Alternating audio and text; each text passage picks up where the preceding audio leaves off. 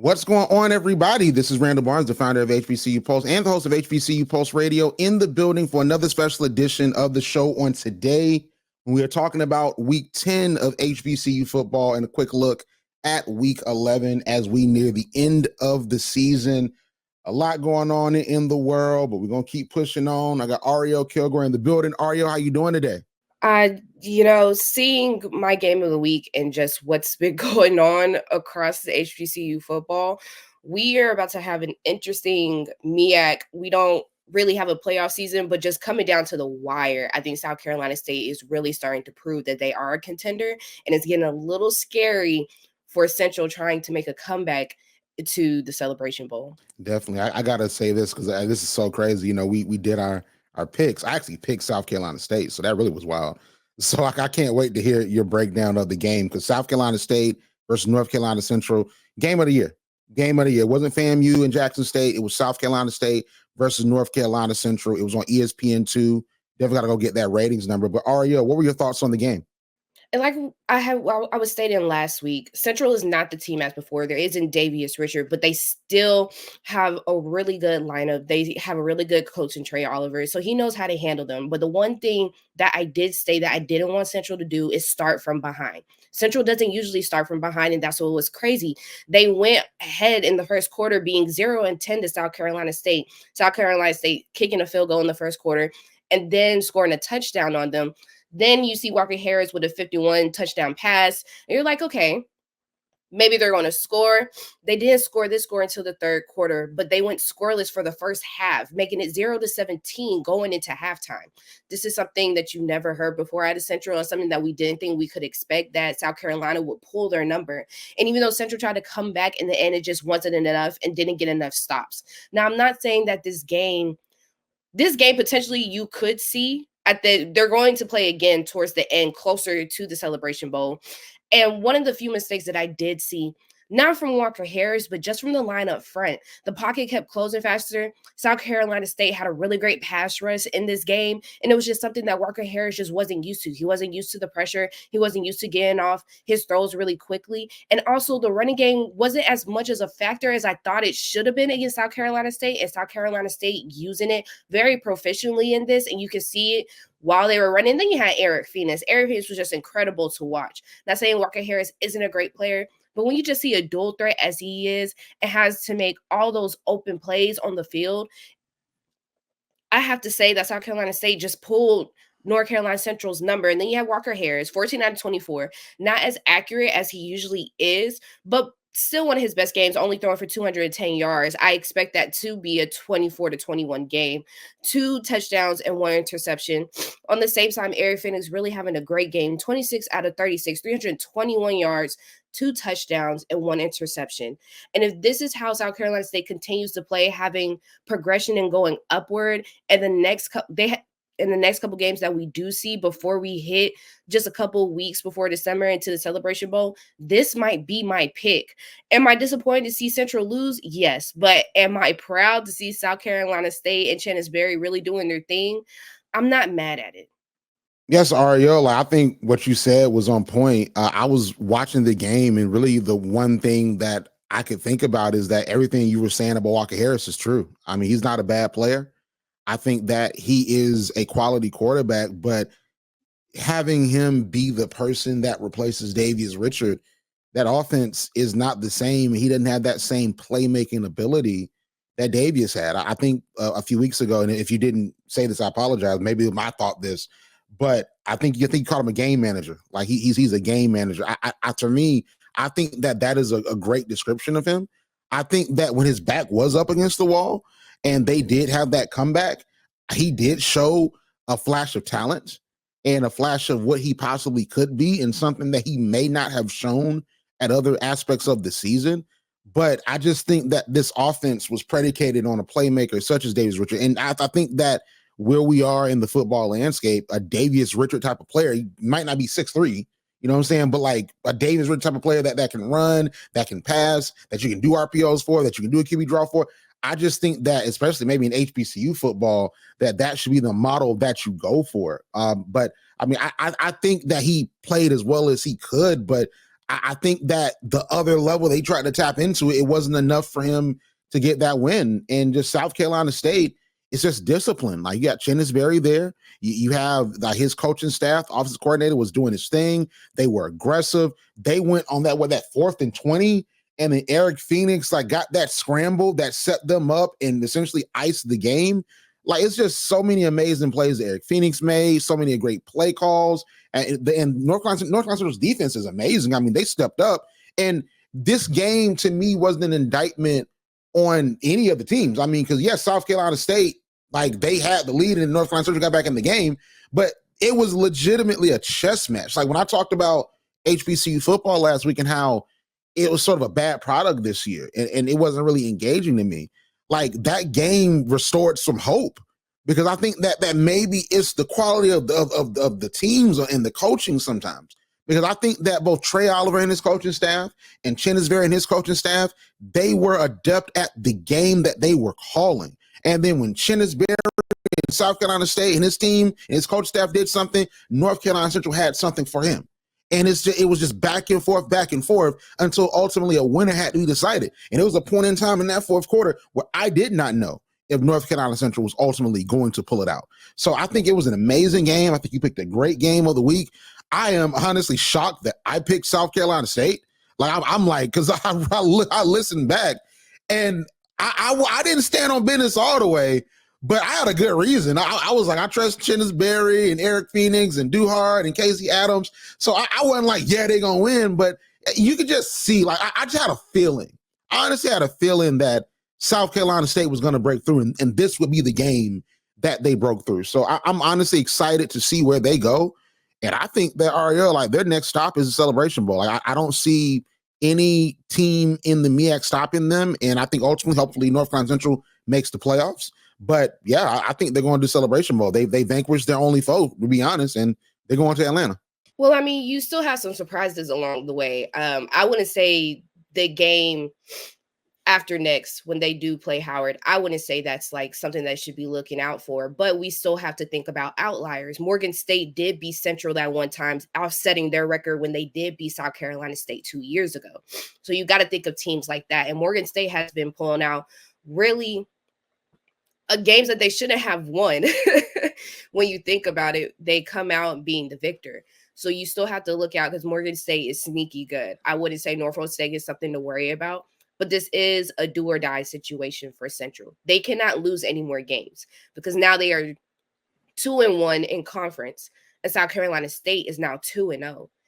South Carolina State has to lose. If they continue to keep this perfect record in the conference, they will be going to the Celebration Bowl.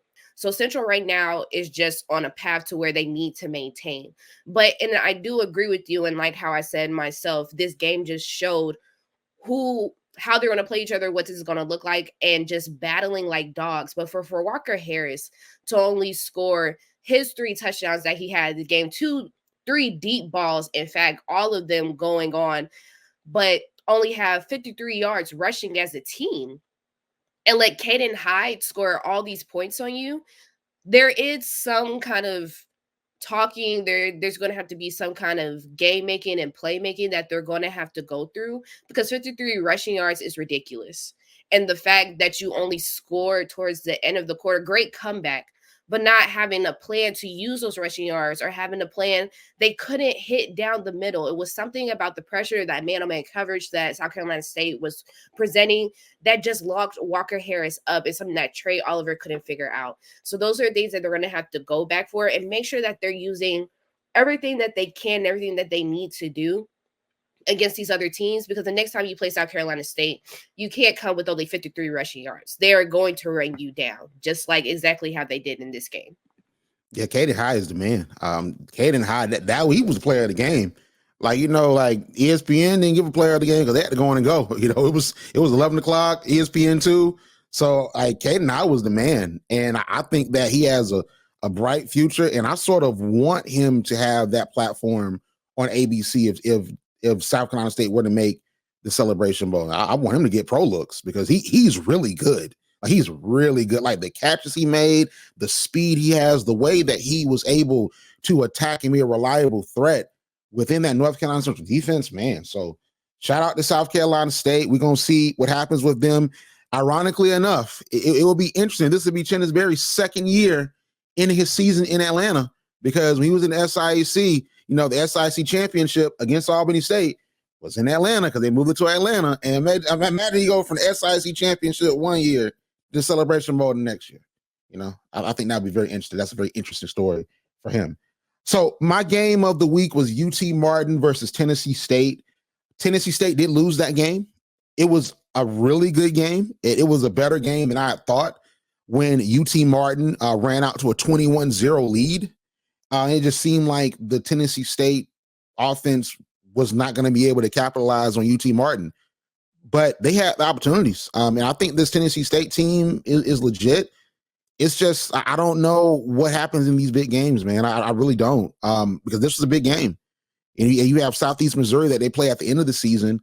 That could possibly change the things that they beat them and could land them in the FCS playoffs. But this game, to be honest, like UT Martin, just second half, they forgot how to score a touchdown. They were running the ball. They were getting down there. They just forgot how to score. And if we look at the second half, Tennessee State won 7-0. But the first half, like it's 28 to I think 28 to 21, or 28 to 14. And then they scored, and then Tennessee State scores the touchdown. I think that what Eddie George is building, I hope he stays. I hope he stays, because I think that what he's doing at Tennessee State, I think that someone could come and say, hey, be my running back coach. And here's a lot of money. I know you, Eddie George. I know you up for the Hall of Fame. You've been up a couple times. You Tennessee Titan, different stuff like that. You got that money, but be my running back coach. And then you can be an FBS coach in a couple years, or be this coach, or be that coach, or be this coordinator. Like, I honestly hope he stays, because what I see is incremental success. And I just don't think that we celebrate it enough within sports.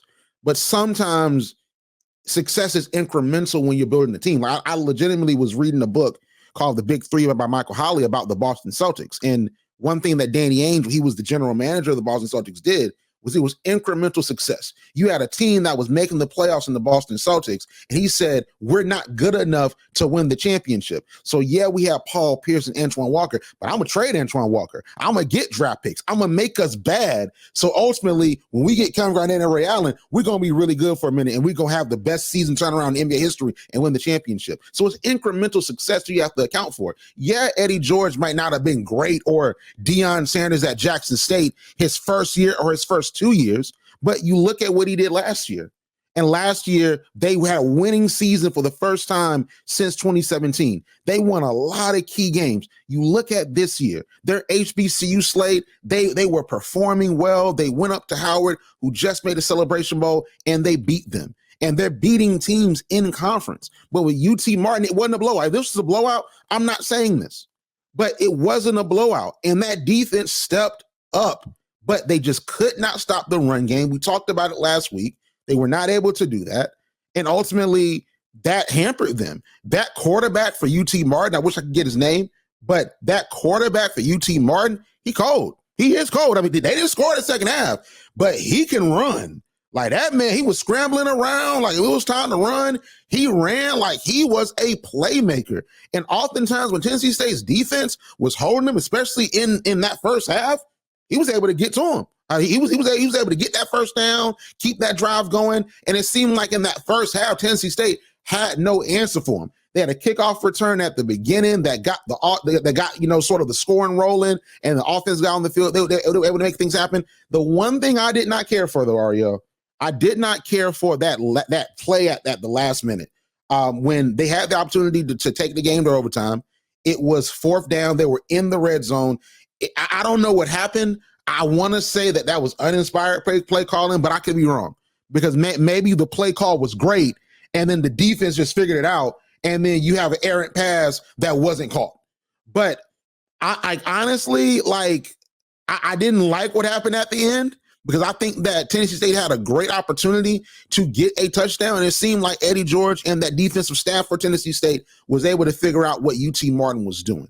I think that they possibly can make the FCS playoffs because I know that's the North Star. I don't know if they win the OVC Big South. And if they do, they don't have a championship game. So it's going to be co-champions. Like maybe Tennessee State becomes the co-champions with with UT Martin or with Southeastern Missouri. Because we got to see what UT Martin does in these next couple of weeks. Got to see what Southeastern Missouri does these next couple of weeks. Because we can't, it just reasonably and feasibly say, hey, they're going to win every game. Like, so it could be a situation where, you have UT Martin that now has a tiebreaker over Tennessee State. But who's to say they don't win? They don't lose 2 games. Who's to say that Southeastern Missouri doesn't lose a game and then Tennessee State goes in there and they beat them at the end of the season? So ultimately, I was proud of Tennessee State. They lost. And there were some things I didn't like to see, such as that anemic rush attack for this game. That didn't look great. And the fact they could not stop the run game for UT Martin. But I'm very encouraged, and I honestly think that incremental success is how we have to grade Tennessee State in Eddie George. Just looking at, this wasn't a bad game. Would I have wished that they won? Of course, it would have made my record look better this week. But, they didn't. But just looking at them in the competition that they played, I think we are kind of in dangerous territory when it comes to beating teams that may be a little bit more skillful than you, because Tennessee State has definitely grown from what they were last year. They are a better team coaching-wise. They're a better team offensively. They always had a great defense, but they just continue to get better. But besides them playing North Dakota State, when you look at games that, to me, they should have won, which is UT Martin, and then you look at Tennessee Tech, you kind of start to think about, and I'm not saying that it's Eddie George's fault. It's just when you look at these teams that you proven in the first couple of quarters before we get to halftime that it is possible to beat them, but you can't produce that outcome at the end of the game. Yes, I can throw all these games at you that could be easy games and that should be easy games, but when it gets into the nitty-gritty, you can't find yourself successful. There has to be a point where you either hold the coach accountable or you start to make decisions as to where if this is where I'm standing and this is my blocking point, where do I go next? And I think that is the question that Eddie George is going to have to answer. There have been 2 games, not back-to-back, but games that seem beatable and that you have proven and created a hype when it comes to this football season. But when it gets down to it, you're not winning against these teams. And to me, it's not anything that he can do in recruiting. It's not something that he can coach out of it. It's not something that you can watch film over it. It's just whether you beat them or not. So now when they do get to this end of the season, if he decides that he wants to stay as their coach, what are we going to do to beat these teams that we didn't beat the year before? Because it's not like you don't have the ability, but nothing is coming to fruition at the end of these games. That's where I feel like he's standing at, because Tennessee State is not bad. All these games that they could have won have been close, besides Tennessee Tech. But even then, there were 2 missed plays that I think, and also 2 missed flags that were missed that could have brought them closer, like how they were at UT Martin when they did play Tennessee Tech. However, he's going to have to internalize within himself, because to me, I don't think it's the team. The team did everything that they could do, but he's going to have to internalize with himself what kind of coach or what does he have to do to help his team override these hurdles of beating these other football programs that are coming into the same capacity, coming to the same skill set as he is. And if he turns that around and he remains the coach as into next season, just being wishful thinking, it could be an undefeated season, or he could see himself going into another coaching realm or going into these kinds of playoffs. But right now, just like how Central season is on the line, I think their season is on the line. Where do they go from here? Because there's only a couple more games left until you have to decide, all right, what's my next moves? And I don't think the players would love to see him leave, but there has to be some kind of progression with him coaching-wise, besides what he's already worked on how we can overcome these teams that really shouldn't be beating us this year, as I think they should. Yeah, I think that with Eddie George and Tennessee State, he's in a very interesting position when it comes to his future. Ultimately, with him possibly getting another position or, going to FBS in some capacity. And the reason why I say that is because there is a perception, and we've talked about it before. We talked about it 2 years ago when we did our show. We talked about Deion Sanders versus Eddie Robinson. Should HBCUs go FBS? There's a perception about HBCU football where if you have a majority of HBCU football teams on your schedule and you're beating them, it's like, are you really good? Let's see what happens when you make the playoffs. Chennis Berry dealt with it, where it was like, hey, is Chennis Berry really a good coach? Because can he beat the big team? Because when Benedict went to the playoffs those 2 times, they lost to Wingate, and they lost to Lenore Ryan. When it's like that needs a little bit of context, because Benedict played Lenore Ryan the best that any of the teams they beat had, and they beat contending teams that might have been better than Benedict. You know what I mean? So like sometimes that needs context. But with Eddie George, you can't say that. You can't say, oh, he's only HBCU good. He's been successful in the OVC, and he's beaten the teams in the OVC that he's supposed to beat. And then even with this game, they could have won this game. It started off really bad. I'm not gonna sit here and lie to you. Listen, I turned that game off. I'm not gonna lie. I turned it off because I was like 21-0. Let's be for real. This is North Dakota State all over again. Then I turned back on as a kick return and they score again. I was like, okay, Tennessee State's getting back into it. And then that second half was a defensive battle, and it looked like Tennessee State was about to pull off a miraculous comeback that was going to be a signature win for Eddie George. But I just think that for him in his future, it just looks different because you are in a conference with white schools. Let's be honest, with white schools, like, or PWIs, we want to dress it up. Like, so you're not playing HBCU teams and the perception of HBCU teams being weak. Although the MEAC, I don't think that perception really follows the MEAC, especially at the top, because I think that there's respect for a Trey Oliver, a respect for a Chennis Berry, especially if he does what he does. But I think that for maybe the SWAC and even like in Division II, it's like, oh, well, those teams are bad. They don't win out of conference. So I think that his perception looks different, and the way we grade him should be a little bit different because of the fact that it's a different lift. But at the same time, I see exactly what you're saying, and I agree 1,000%. If he's there, which I think that it is probably 80-85% chance, maybe 90, that he's going to be there next year. He has to look at the recruiting side of what he can do to recruit some more Monroe Beards that left and they win FBS. Like you got a Buck Buchanan Award winner on your roster that like, you know, Terrell Allen, like, you know, Buck Buchanan Award winning folks that are setting sack records for you last year. They left, and that's just the nature of the transfer portal era. But you were able to get some really tough guys. You inherited some guys that were really good. I want to see on that offense, can you recruit a quarterback after Draylon Ellis leaves that he can truly be a dual threat? Because, yeah, Draylon Ellis can pass the ball. But to me, I want to see consistency in that air raid style of attack when it comes to saying, hey, Draylon Ellis, throw us in this game. Like, Draylon Ellis, like, I want 300 yards per game. Even I understand that sometimes it's like, hey, QB draw and RPO, we're going to run the ball. But against some of these teams, I need you just to throw the ball. I need you to throw the ball into the end zone. I need you to get us down the field. And I think that maybe Eddie George and his offensive coaching staff needs to imagine that. I think it's recruiting, bringing in the guys that can do that, but also they need to imagine themselves as, hey, let's be a offense in the 21st century. Like, let's run the ball, yes, but let's pass the ball. Because if you look at it, you have a Tennessee State team that before they got the offense coordinator they had now, they tried to get Tyler Roll. And Tyler Roll was the offensive coordinator at North Dakota State. So we see what Eddie George is trying to do. He was trying to get North Dakota State's coach to say, listen, we're not trying to be HBCU good. We're trying to be playoffs good. And we're going to get their guy so we can do a similar running offensive attack like how they do at North Dakota State, and then predicate our game on the run. Then you had Tyler Roll that left for a bigger job, I think, at Iowa State. He left. You got another guy in. I just believe, for me, and even though it's working, I just want a more competent passing attack consistently, especially when you have a running attack that was stifled by UT Martin. I want a more consistent passing attack because I just think the box score and what we're watching is different.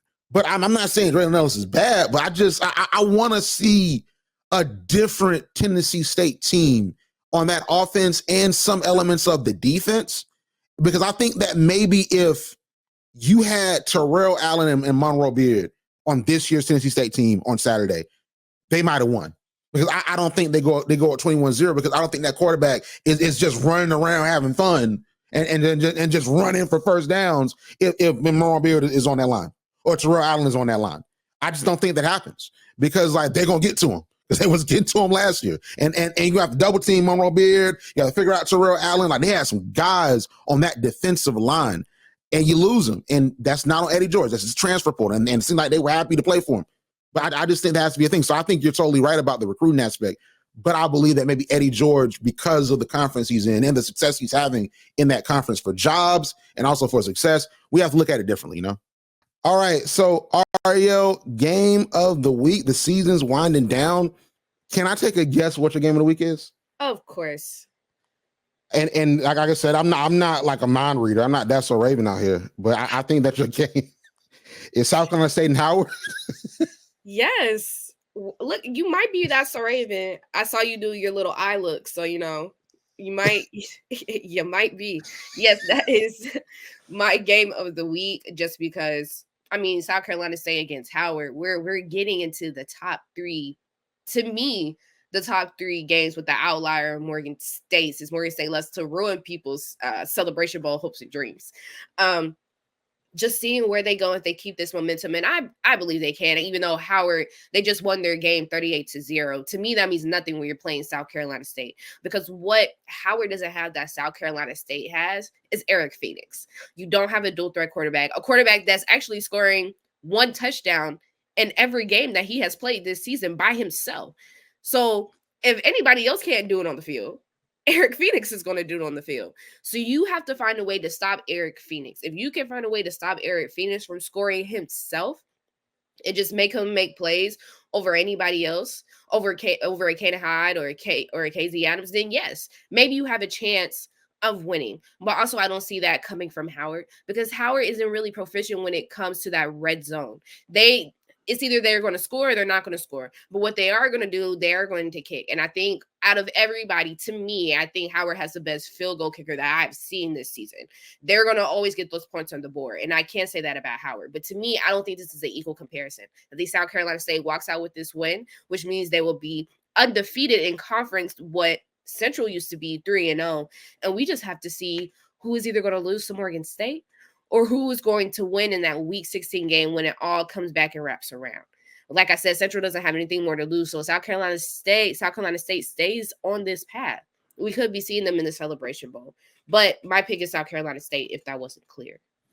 Yeah, that was very clear. I think South Carolina State is going to win this game. If Howard wins, that's just the nature of how weird college football is, especially HBCU football.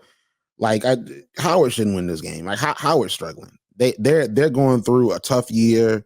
They made the Celebration Bowl last year. Arielle, can I be honest with you? Talk to me, Randall. They probably shouldn't have made it last year. They probably shouldn't have. They just be for real. They when they beat North Carolina Central 50-21, that should not happen. That just simply should not. Nick, we should have got the matchup we wanted. Because remember, we wanted North Carolina Central versus FAMU. That's what we wanted. But they should not have. Like, Howard should not have made it last year. And I was happy. Because remember, I was like, well, if Howard makes it, that's the 2 biggest brands in HBCU football. Like, outside of A&T, of course. You got A&T, Morehouse Spelman. But like you have FAMU, that like the premier, like #1 public HBCU.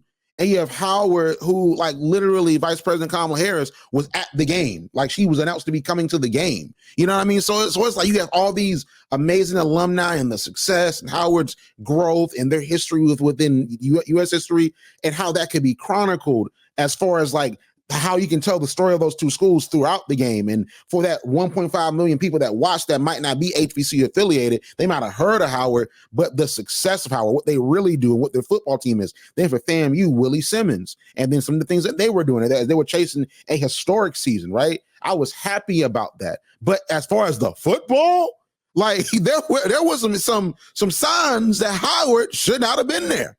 It should have been North Carolina Central. So I think that this year, Chennis Berry is going to make it where him and his team are going to be in the Celebration Bowl. And it's going to come through Howard. I don't think this game is close. If it's close, that's just the nature of how weird football is. And then the fact that there's no world beater.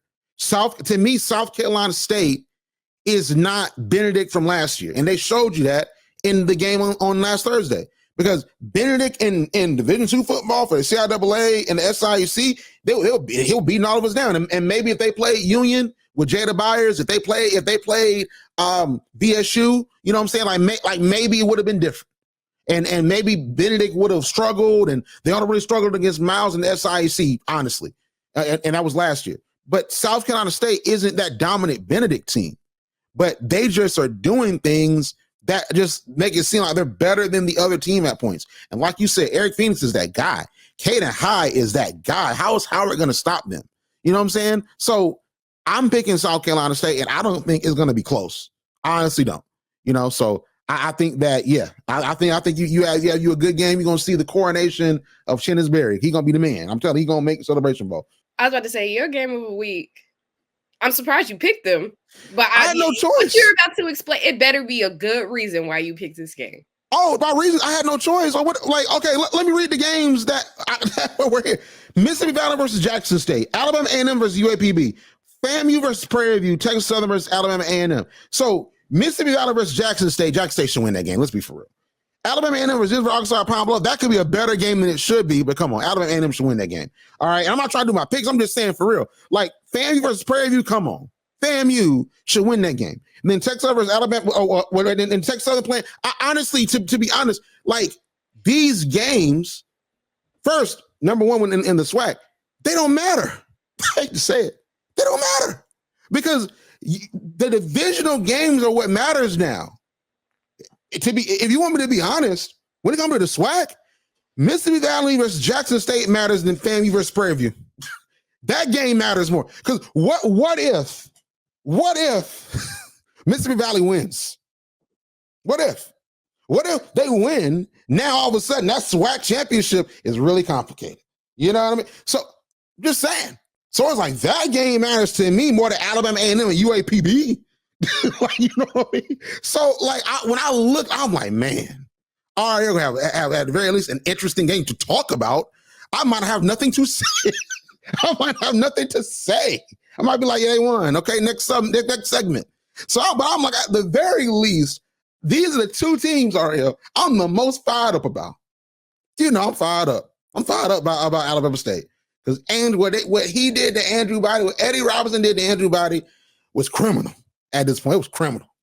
Like what he did to Andrew Body, one of the biggest transfer quarterbacks in HBCU football that we saw in the SWAC. And you had him play a game that's antithetical to what his game has always been, coming off of an injury. And you do that to him when he is legitimately, probably pound for pound, the best quarterback in HBCU football, especially now that Daniel Richardson is gone. And we didn't know who Daniel Richardson really was. We saw his tape, but we didn't really know Daniel Richardson was that guy. And Miles Crowley is even injured in this game. So it's like, you would think that Alabama State will really be contending to say, hey, we're going to make the Celebration Bowl. But they're not, because of what they did as far as with Andrew Body. And yeah, their quarterback situation has gotten better, and they predicated their game on the run, on a stout run offense. And that defense is still like that. It might not be as fearsome as last year, but they're still really good, and they're still like getting to the quarterback. They're still disrupting the run game. They're still making it happen. They showed us against FAMU. The defense stepped up and looked really good. But I thought that Alabama State would make the Celebration Bowl. I was saying that early in the year. They made me look like a fool. You know, they made me look like I was foolish. Then you have Grambling. I said Grambling gonna make the SWAC championship. And you got Mickey Joseph cussing on the coaches' calls. You got Mickey Joseph saying, oh, some changes are going to be made. Some changes need to be made. And guess what? Like Eddie Robinson Jr. and Mickey Joseph have something in common. What do they have in common? What they have in common is their starting quarterbacks are injured. Now, what they don't have in common is it ain't Mickey Joseph's fault, really. I would honestly argue it's Eddie Robinson's fault that you got Andrew Body that's on the show. But Miles Crowley is injured. Miles Crowley is going to be out for a couple of weeks. We might not see him till next week or the week after that. We might not. I'm not reporting, but we might not see him to the Bayou Classic because we might want to rest him because that's a huge game. Even though it's not going to be for anything, it's a huge game. So like that, like this game, I was held hostage. Okay, to choose this game. I didn't want to choose this game. Do I want to watch this game? No, not really. I really don't. I mean, it's probably going to be a good game. But Alabama State's going to win. Why would they not? If Grambling wins this game, I know something. If they win this game, I know something. I know something. I'm telling you, college football might not be for me if Grambling wins this game. Because, and I'm sorry to be hyperbolic here, but y'all couldn't beat Bethune-Cookman. Bethune-Cookman? That Bethune-Cookman, who lost to Clark Atlanta when everybody told me, oh, these FCS teams are resources. Oh, they're so much better than Division II. Bethune-Cookman in a close game. Bethune-Cookman? Raymond Woody, who probably ain't going to be there next year. God bless him. Hope he's good. He probably ain't going to be there next year. Bethune-Cookman. There's a problem there. And it's not on Mickey Joseph incremental success. You got to tear down to build up. I read the big three by Michael Holly. Go get it. I'm telling you, you got to tear down to build up. But Bethune-Cookman, that's down. Y'all torn all the way down. So if Alabama State and they winning these games, they have a winning record, and that running attack has been working. And their backup quarterback, their fourth, fifth string quarterback has actually been productive for them. And that defense has stepped up. Why should Grambling win this game? Why? It's Alabama State. Why should I be watching this game, Arielle? Why? So Alabama State's going to win. Listen, we all know that the MEAC gets better the closer it is to the end of the season. So, I wasn't expecting you to have this bad of a game, but I was expecting something. But Grambling losing, if they lose to Alabama State, they'll be 0-3. This will be their third game straight that they have lost. They lost to Texas Southern. They lost surprisingly to Bethune-Cookman. I guess having her up on the screen this time really just gave them hope. Something finally cracked. But Grambling to be losing in this kind of fashion towards their hopes and dreams are over at this point. But to be losing in this kind of fashion towards the end of the season, especially towards teams that I think are beatable, that I think aren't even on Grambling's record, just looking at their players and looking at their defense. That's what really got me. Their defense letting them have that close of a game to Bethune-Cookman. So now that's the only thing that stands between a win or a loss against Alabama State. The Grambling's offense is, to me right now, is nothing to worry about. Alabama State can put scores on the board they want, but Grambling still has a really great defense. They still know how to stop the run. They still know how to put pressure on a quarterback. They still know how to break even. They still know how to break through the blocks. There's something that they're going to do right. However, if your defense is the only thing that is trying to win a game, if you're not scoring any points and they're just out there just trying to get these turnovers, trying to get these downs going on, trying to get punts going on against Alabama State, and you're not scoring on the back end of that, this is just a losing game. And right now, I can't put my faith in Grambling seeing what they have done this season. So I agree with you, unfortunately, Alabama State, but I just don't see a way Grambling can win this after their last two games and the performance that they have given us. I don't see a way that, and if they do it, I'm sick of it. I give up on the season. I'm tired of losing, but hopefully they don't let me down. They lose so that way I can get back to my record, because this week just pissed me off. So I'm still very high on Mickey Joseph. I honestly really think that he's going to be good. I think he needs another year, and I hope that Grambling gives that to him, because I think Hugh Jackson's third season probably would have been really good, but they didn't give him that opportunity. I think Mickey Joseph is a really solid coach. I'm not as confident in his coaching staff, more so with Dooley. I think Jason Rollins is just fine. I think more so Dooley is the problem as the offensive coordinator. And like I said, I've always said that although last year I've said what I said, and we said about Dooley, but that's a sentiment amongst HBCU football prognostication. Dooley is I don't know if he's really the best play caller, and he fought the offense for Southern when he was the coach last year, and in the years he was there. So he needs to reimagine what that coaching staff looks like, to be honest with you, because they should be better, especially with Miles Crowley. When Miles Crowley, who was the preseason player of the year for the SWAC, they should be better. But I think that he needs another year to, hey, this is how we looked. This is we disciplined. We're getting penalties, and we need to reimagine this offense. We need to get in our offensive line to protect the quarterback, and then like go from there. And I think that they might really contend. But this is a down year in the SWAC West anyway. And if Southern is the team that emerges as like as the SWAC championship finalists for the West, they're the SWAC West champion. I know something. I know something. Like what in the world? It should have been Grambling. Anyway. It should have been Graham. This season's weird. But as far as our picks, our quick picks, okay, it was a rough week.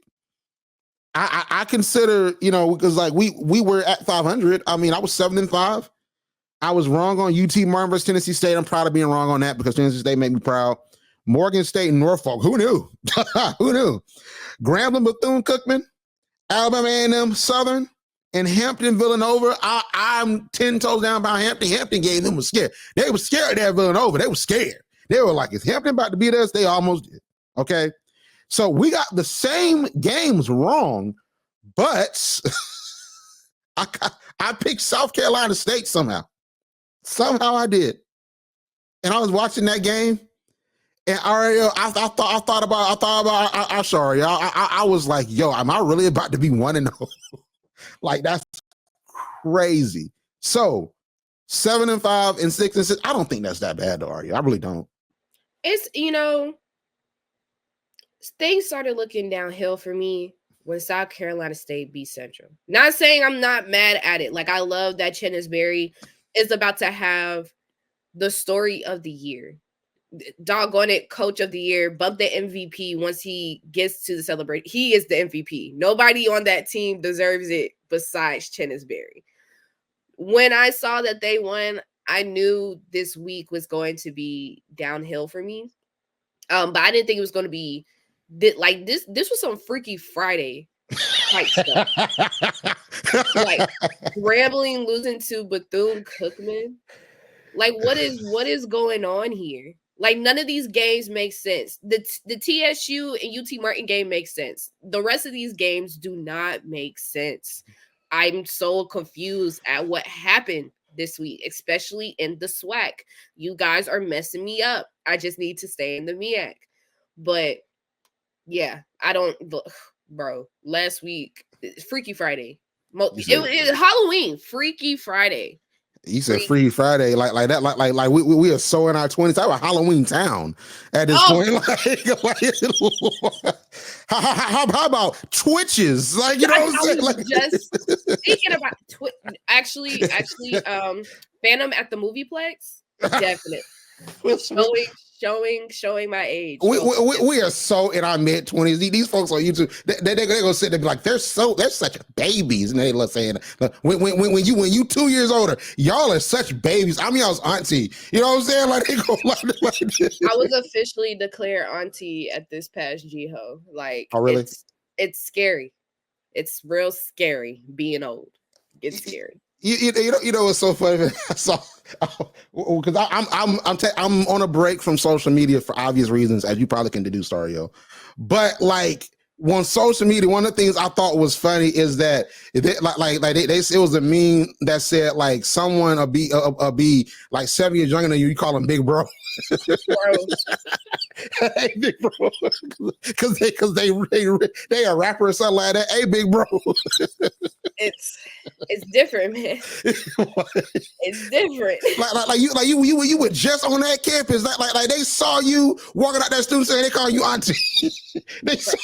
I knew nobody, and like this year, it kind of pissed me off because it was so big. Like, I've never been to a tailgate that full. Like, you can't move. Like, everybody's pushing you. Everybody's touching you. You can't tell them not to touch you.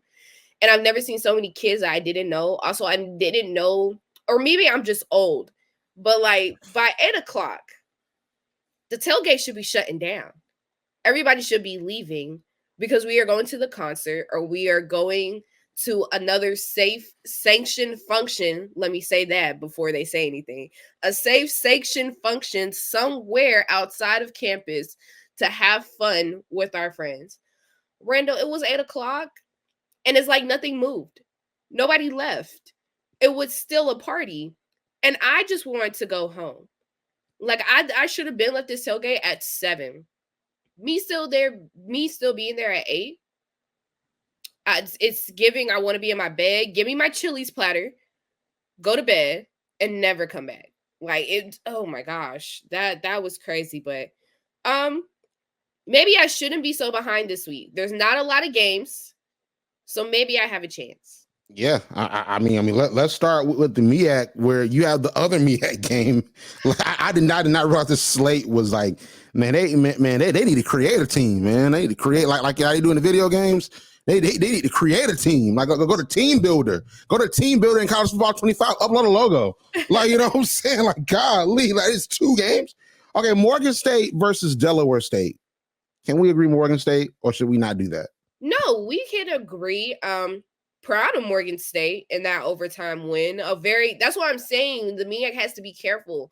Morgan State is sneaky good, and somebody can slip up. 9 times out of 10, it might be Central. Hate to put that in the atmosphere, but Morgan State is one of those slippery teams that starts ruining celebration dreams. But I mean, Delaware going in, you got blown out by Howard 38-0. Either you're gonna have a comeback game against Morgan State that just fought for their lives. Morgan State is trying to keep this streak going, so we can agree on Morgan State. I want to say, can we agree? Can we agree on Mississippi Valley versus Jackson State, Mississippi Valley State versus Jackson State? But can we? Because that game sort of matters. I mean, because that is if I'm looking at this is the only divisional game, like the only game that's in the SWAC East. Like if Jackson State lost, it would be actually like bad. It has to be like really bad, and then they still have to play Alabama State. So I'm like, I'll give it the respect it deserves. Who are you picking? I love that for you. They'll probably love that here for us, giving them the respect that they deserve. Bump their respect. Jackson State better win this. And listen, we're past this little triple thing that we had going on. We had Halloween, daylight savings, and the election all in the same week. We are done with that weird kind of time warp thing or whatever, this Black Mirror thing that was going on. It's Thanksgiving season. It's Shirley Caesar season. Everything is back to normal. Jackson State is going to win. Mississippi Valley State has no business beating Jackson State. If that happens, Randall, I give up. I don't even want to do a show next week. Like, this is ridiculous. We might need to take a break for real at this point. Like, it's so much going on. Like the fact that we are here, because I know you doing your thing, you know what I'm saying, journalism, and then me mentally, I was not there. I was like, oh, you want to do a show this week? But I was like, no, we gonna fight on. We gonna fight on. I'm not gonna lie, doing a 10 p.m. to 6 a.m. and then having to go back to work from 1 to 9, unhumane. Yeah. Never want to do that again. I lie. I love my job, but like, yeah, no. But too many important games, too many great games. Yeah, thankfully, but Jackson State. Jackson State's gonna win, but I have to impress the importance of this. They're gonna win. They're probably gonna win by a lot. But like this game, let's say Jackson State lost this game. This game would matter because Mississippi Valley State is a SWAC East opponent, and I'm pretty sure everyone watching this understands that. I'm not like saying anything different, but this is the only game that, because like these other games don't really matter. Like they don't. I mean, because you're in a divisional format. And then what matters is if you've won your division to go to the championship game. I mean, maybe tiebreaker scenarios, but in all honesty, is there going to be a mass tiebreaker? Like Alabama State, their championship hopes are pretty much over. They can have a winning season, but their championship hopes are pretty much over. You know, like you have what you have, like, you know, Alabama A&M, they're done. UAPB, they're done. You know what I'm saying? So it's like this game, Mississippi Valley State is done, but they can play spoiler. You know, but I don't think they will, but it matters. But Jackson State's gonna win. But I just want to give it that respect. All right, so Alabama A&M versus University of Arkansas at Pine Bluff. So who do you think wins this game? We can agree on Alabama A&M. Can we? Oh my gosh, I don't know. Oh, we don't agree. Okay. I'm not saying we don't agree, but I don't like. Conor Manning got to prove something to me. But I guess we can. Mm. Can we agree that FAMU's going to beat Prairie View? Yes. Okay, FAMU beats Prairie View. Texas Southern versus Alcorn. Who you got for that one? I'm kind of scared. I'm kind of scared just because Alcorn, I feel like if I choose Alcorn, I'll be blindsided and Texas Southern will win. However, Texas Southern is a good team, but they're not a great team. And they haven't been as successful as I wanted them to be this season. I'm scared. I am, but I'm going to do it. I'm going to choose Alcorn. I am too. Because I mean, Alcorn lost to Southern, which I was shocked at. I mean, and this game does matter. I'll say this game matters. The reason why I say that Mississippi Valley Jackson State matters versus this game is because neither Texas Southern nor Alcorn are making the championship. I think that pretty much. I mean, I think it can. Alcorn lost to Southern, so I mean, I think Southern is almost a lock. I mean, unless something crazy happens, I think Southern's almost a lock, and they're on a bye week this week. So I mean, like Bayou Classic, they probably win that. Probably like 2 or 3 touchdowns, and then they're playing likely Jackson State, which Jackson's gonna be pretty good. I mean, Boombox Classic rivalry type of vibe in the championship. That's gonna be at the vet. So I mean, like that's why I'm like, hey, this is the divisional game too. But at the same time, it's like if Mississippi Valley beat Jackson State, that makes things a lot interesting versus Texas Southern beat Alcorn. Mm-hmm. Like if Mississippi Valley State, yeah, it's Mississippi Valley State versus Jackson State, but if they actually won this game, now we're like, oh, what happens when they play Alabama State? Can FAMU come back and like win out and then like make the celebration mode? Like, is this gonna look bad for Jackson State? Because Jackson State, theoretically speaking, they have one division FCS loss because they lost to Grambling, which they shouldn't really lost to Grambling. So it's like if they were to lose this game, like Mississippi Valley State is like really bad. So will they make the FCS playoffs? Would that weigh against them? So it's like that's why how I look at it. It's like Alcorn versus Texas Southern is a divisional game, but it's like, does it really matter? Like if a tree fell in the forest, did it really fall? It did. Like it did. And I always hated that saying because if the tree fell in the forest and you didn't see it fall, did it fall? Yeah, it did. That is not the same. It's not the same? What's the same? No, it's if a tree falls in the forest and nobody hears it, does it make a sound?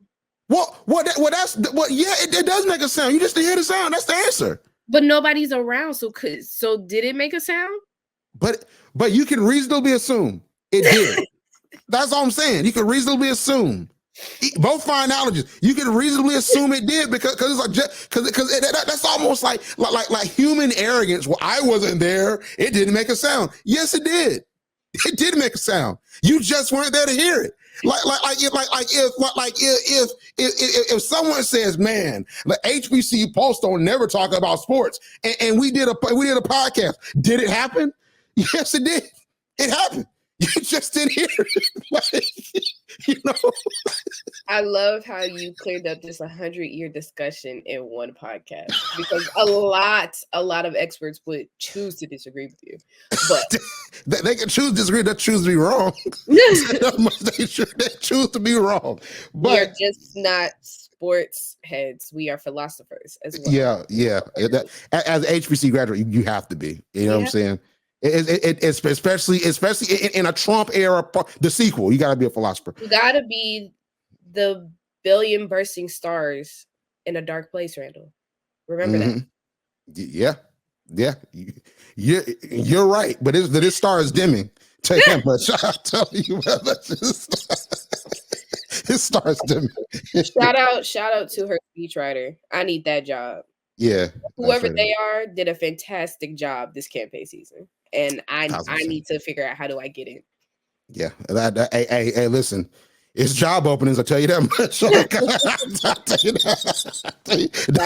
Gotta go find me a black job real quick. Yeah. I'll tell you that much. Okay, so we choose Alcorn. We choose Alcorn. Yes. All right. So we just were laughing, just joking. Now it's time for you to get sad, okay? North Carolina A&T versus Villanova. I think it's more jokes here. I wish A&T was part of that Freaky Friday mess where everybody was being everybody, but they weren't, unfortunately. And if they choose to have a late week, I'll be really upset. But I don't see A&T beating Villanova. I don't think they're going to make it as close to the game as Hampton did. You know, North Carolina A&T is like really bad, and I want to say this. Because I said this like I think last week or the week before last. So I got more information in this, public. I think A&T had a town hall about media rights, and I did an article on it on Clutch Points. And this is not like another official thing, but I just saying like we had a conversation about, hey, well, like going back to the MEAC, like they're making more money in the CAA. And I'm thinking attendance, because it's like if North Carolina A&T is playing Howard and it's like a home and home, and like it's North Carolina A&T and it's Howard. Like if that's last year, let's say A&T was good, and it's like, hey, this is for the Celebration Bowl. I think people from Howard are going down to A&T. Like there was a legendary game in the 90s with Jay Walker and Howard went down to A&T, and it was a huge game. You know what I'm saying? So it's like that's a huge matchup. Like even outside just Central versus A&T, like there are huge matchups when it comes to A&T being in the mix. So we're talking about attendance. Yeah, that's the thing. But athletic director Earl Hilton, who's really great from North Carolina A&T, he broke down like, hey, like the Flow Sports contract, we're getting X amount of dollars. I think it's like 100,000 or something like that. And then we have our local rights. So that means that in the triad and in the area, like you're able to see football. You're able to see basketball, especially the women's basketball. Do I want to see the football team? Probably not if I'm in the triad, but I do want to see the women's basketball team. They're really good. So, that is a different influx of money. And when it comes to college athletics, the media rights component matters. And he said that ESPN was paying the MEAC schools, and not just MEAC, but Big South as well, like $30,000 a school, and they own all the rights. So like I think that if we look at that equation and we look at it in that way, because a lot of A&T folks is like, see, I told y'all. Like I told y'all, like, but it's like that makes a lot of sense. So while A&T might not be winning on the football field, they're definitely losing. They're winning in life. And that's all you can do. That's all you can do. You got to win somewhere. But, you got to know when to hold them and know when to fold them. Know when to walk away and know when to run. But, it's fine. But I mean, the But MEAC needs they're to walk away counting from all their ESPN. money. The MEAC needs to walk away from ESPN. Listen to you walk away from ESPN, because if that is the A&T could still be there. We're gonna move on. A&T could just still be in the MEAC, but it's an ESPN problem.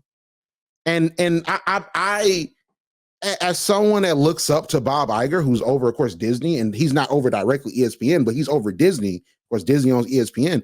I look up to Bob Iger. Like The Ride of My Life, that book, like I studied that book. Like a lot of his business strategies and things that he did, it makes so much sense. His forward thinking when it comes to streaming.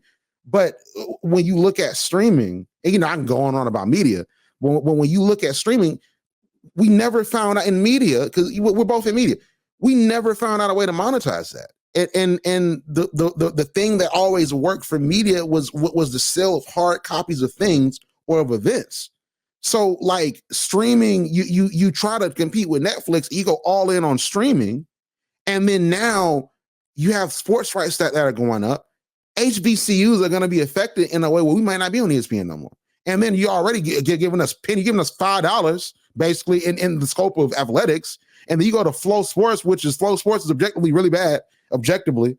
And it's like they making money. So it's like A&T, y'all doing something right now. This vision of, well, give it 5 years. Vincent Brown don't got 5 years, okay? Vincent Brown might have 5 minutes. You know that trend on TikTok? Do you know you have 30 minutes? Does Vincent Brown know he has 5 seconds? You know what I'm saying? Like so he don't got 5 years. But A&T playing the long game, and that is perfectly fine. And I'm gonna be watching the Lady Aggies basketball team. I'm gonna be watching them. I'm gonna be rooting them on.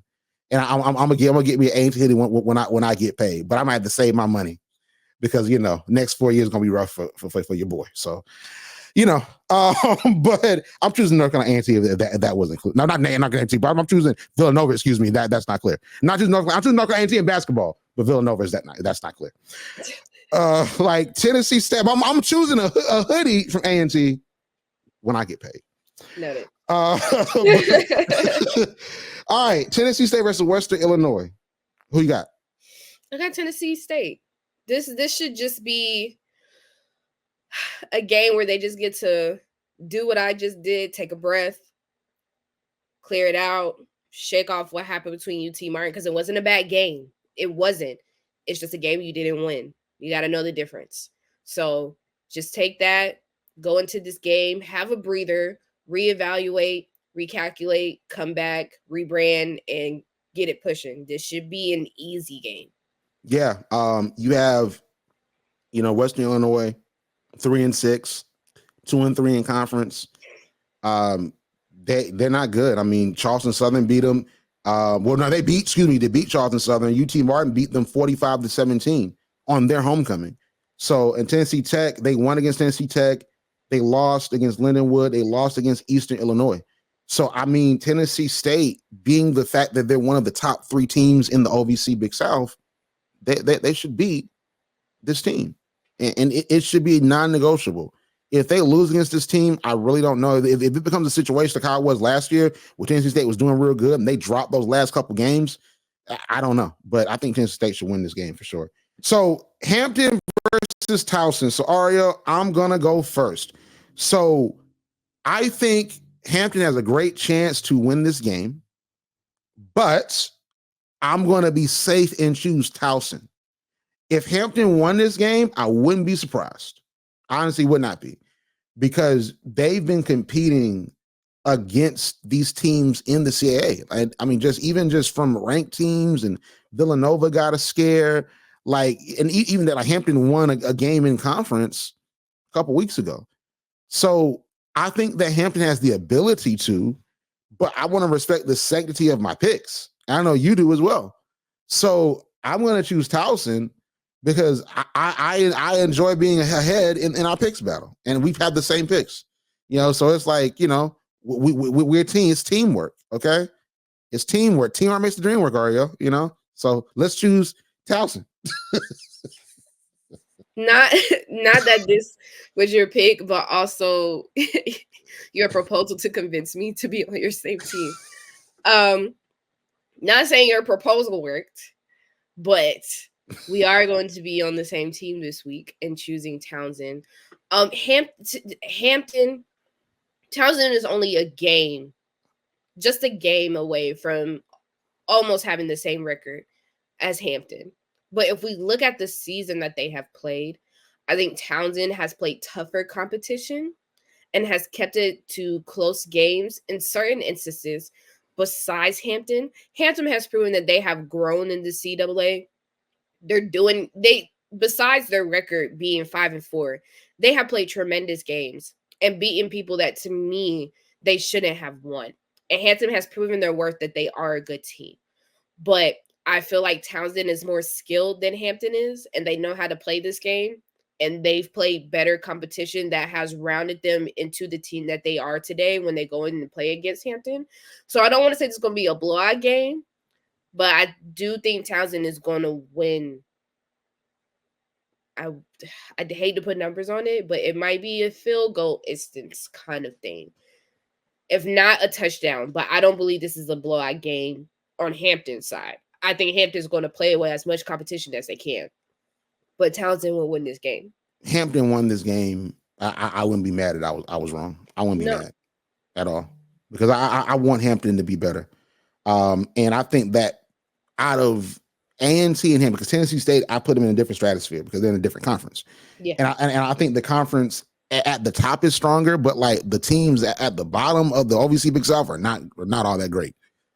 And Tennessee State has shown how they've been beating them. They showed that. But CAA is a little bit tougher. Mm-hmm. So I want an HBCU, if y'all are going to be over there, win. And we see with A&T's women's basketball team, they're over there, they're winning. When it comes to the organized sport, team sport side of things, they're over there, and they would pick A&T's women's basketball teams picked to be number one in the conference. I want that same type of fervor when it comes to football. You know what I mean? Because I want to look and say, hey, well, let me assign this to one of my writers, or let's talk about this on HBCU Post Radio. And it says Hampton expected to finish top 2 in the CAA. I want to see that, because that makes our job easier. That makes HBCU football more respected. And I thought that's what A&T would be because of what the recent history is and what history in general says for A&T. But I thought that's what A&T would be. But I think that Hampton has been traditionally good in football as well. But I think that Hampton can do this because I think they're figuring something out. There's something that they're figuring out on offense, and I think on defense. There's something that they're figuring out. I think particularly if you make just like, hey, what's working offense, defense? I think it's offense. Because they're scoring. They are scoring. You know what I'm saying? So, like, I think Hampton has an amazing opportunity next year. I'm not trying to be shady, but next year. Because they're if they end up 5-6 or like, you know, however, or like 5-5, and I think 5-6, 5-7, whatever, like, that's a win for me. Because incremental success, and sports fans, oh, they didn't win. We didn't win a championship. Incremental success. People got to understand that. You don't come out there and win immediately. You have to build up to that, especially in sports. Take that in politics, take that in sports, take that in business, take that in relationships. Incremental success. You got to build your way. You got to have small wins before the big win. You can't just meet somebody, get married. You know what I'm saying? You can on what true? On Love Is Blind. Oh, Love Is Blind. You know, you can. You can, but it doesn't work that way. And I completely agree with you. If we look at the past, and my analogy to make sense of all of this is draft day, especially these past 3 years, have really, really big quarterback classes. So to me, the 3 big quarterbacks and the 3 black quarterbacks that have been making a difference between these past 3 years. You got Jordan Love, you got Bryce Young, and then who's having a phenomenal, incredible rookie season as a black quarterback, Jaden Daniels.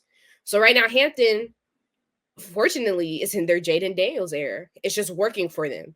And I think A&T, when they came out of the Big South and then they went out of the CAA, they were hoping to have a Jordan Love year. You know, Jordan Love, after Green Bay decided, hey, we don't want to play with Aaron Rodgers anymore. He's now with the Jets. And we're going to try Jordan Love. His first year coming out of it was not great. Then he comes out of it this year, and he's having the time of his life post his injury that he had against the Eagles when they played overseas.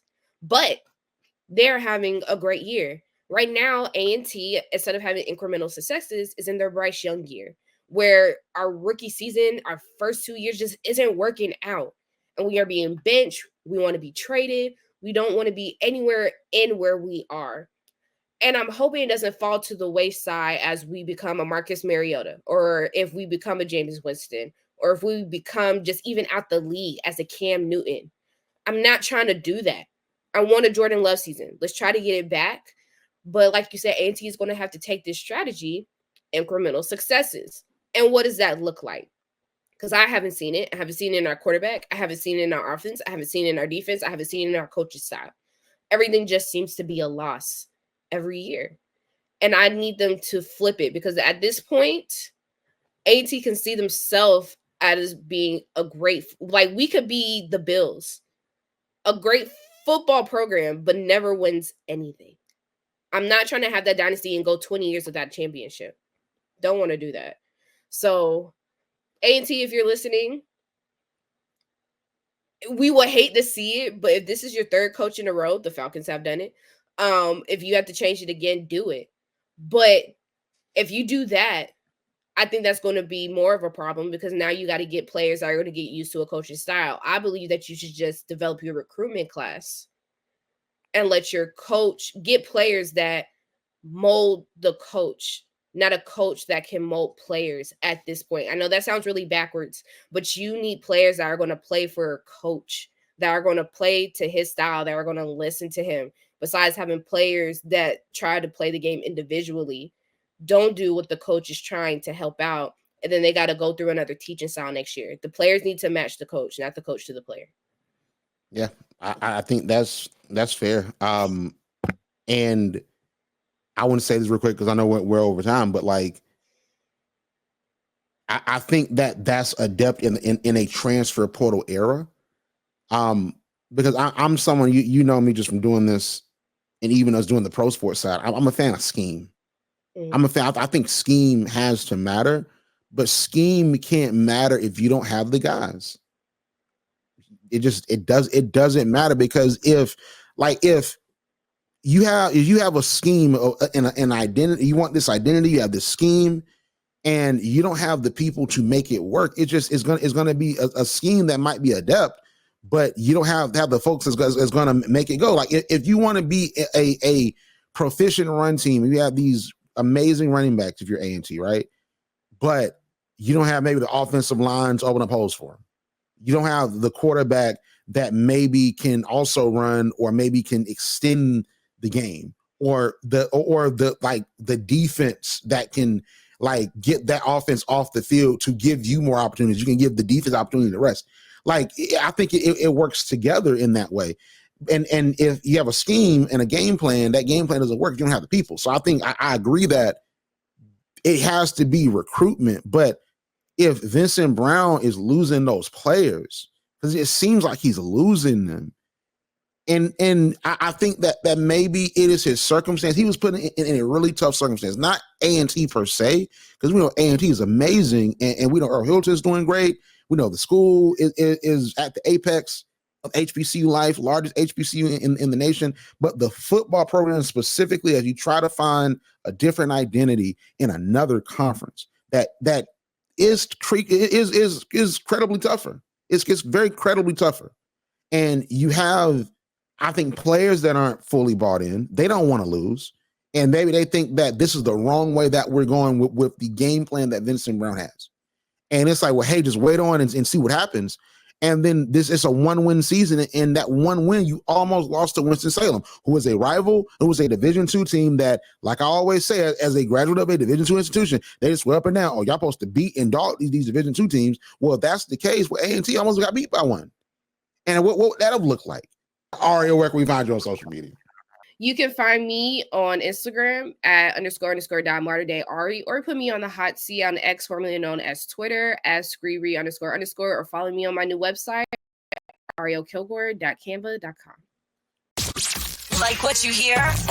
Yeah. Subscribe to HBCU Pulse Radio on Apple Podcasts, Spotify, or wherever you get your podcasts. Also, head to HBCUPulse.com to stay up to date on what's going on in the HBCU community. Thank you for listening to HBCU Pulse Radio.